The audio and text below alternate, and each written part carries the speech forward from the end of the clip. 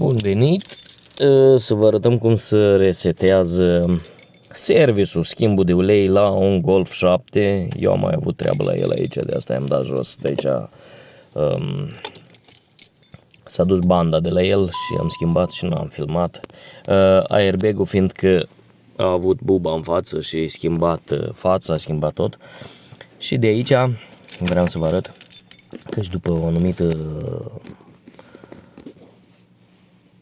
un anumit interval de timp trebuie făcut serviciul și țipi cu degetul pe ăsta apăsat și trebuie să învârți și cheia în același timp și eu trebuie să fixez cumva telefonul, că filmez data asta cu telefonul și să vedem cum putem noi face aici așa, ca să vedem așa, opla. Da, s-o stins totul, ținem cu degetul apăsat și punem contactul și ne apare Volkswagen Oil Service, ăsta îți spui dacă să-l dai înapoi și inspecțion, zurücksetzen sau asta, deci ce vrei să dai înapoi. Mai luăm încă o dată, ținem asta apăsat, punem contactul și la cine arată Oil Service, apeși mai o dată și spune că s-o dată înapoi.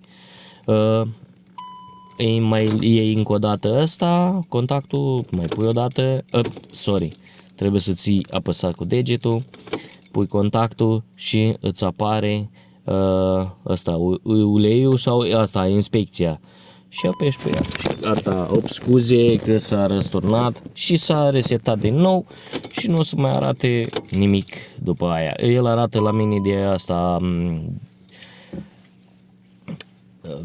defecțiunea din cauza că airbag-ul nu iese, adică unul nu e pus înapoi nou, ăsta din volan este pus și de asta nu e, celălalt de sub iarăși este, numai ăla nu este pus din cauza asta.